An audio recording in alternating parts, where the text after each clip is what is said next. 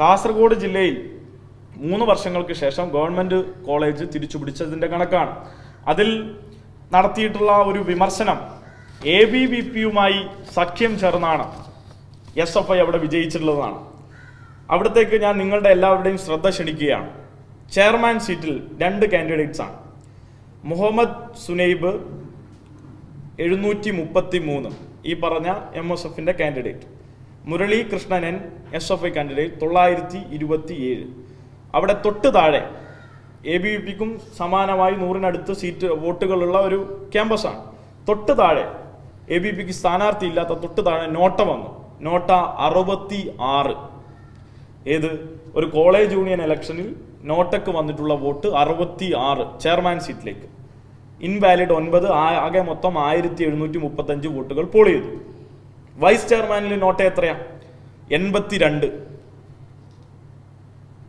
പോട്ടെ, UUCമാർ 2, അതിന്റെ നോട്ട എത്രയാ? 130. The secretary NOTA 83, the joint secretary NOTA 90, the student editor NOTA 82, the secretary finance NOTA 76, the general captain sports and games NOTA 79. എന്ന് വെച്ചാൽ ABVPയുടെ vote എവിടെ പോയി എന്ന് ചോദിച്ചാൽ ആ വോട്ട് നോട്ടക്ക് പോയി എന്നുള്ളതാണ് പച്ച മലയാളം. അതിന് SFIയുടെ തലയിൽ കൊണ്ടുപോയി വെച്ച് SFI ABVP ബാന്ധവം അതുകൊണ്ടാണ് MSF തോറ്റത് എന്നല്ല, മറിച്ച് MSF ഈ പറഞ്ഞതുപോലെ മതവർഗീയവാദത്തിന് ക്യാമ്പസിൽ നേതൃത്വം കൊടുക്കുന്നു എന്നും അത് തിരിച്ചറിഞ്ഞുകൊണ്ട് വിദ്യാർത്ഥികൾ അവരെ ക്യാമ്പസിൽ നിന്ന് പുറത്തിരുത്തുകയാണ് എന്നുള്ളതാണ് അതിന്റെ ശുദ്ധ മലയാളം. അത് മനസ്സിലാക്കാൻ പറ്റുന്ന എല്ലാവർക്കും മനസ്സിലായിട്ടുണ്ട്. അതുകൊണ്ട് തന്നെ MSFകാരോട് പറയാനുള്ളത്, ഞങ്ങൾ നേരത്തെ മുന്നോട്ട് വെച്ച വിമർശനം അതുപോലെ നിലനിൽക്കുന്നു. നിങ്ങൾ ലക്ഷണമൊത്തൊരു വർഗീയവാദ സംഘടനയാണ്. നിങ്ങൾ ആ വിമർശനത്തിന് ഒരു ഘട്ടത്തിൽ പോലും അയോഗ്യരല്ല.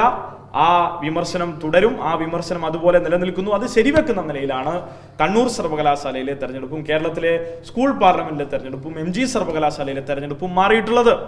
അതിന്റെ ഏറ്റവും വലിയ ഉദാഹരണമായി ഞങ്ങളോട് മുന്നോട്ട് വെച്ചിട്ടുള്ള ഈ സഖ്യത്തിന്റെ മറ്റൊരു ഉദാഹരണം അവിടെ പരാജയപ്പെടുകയാണ്.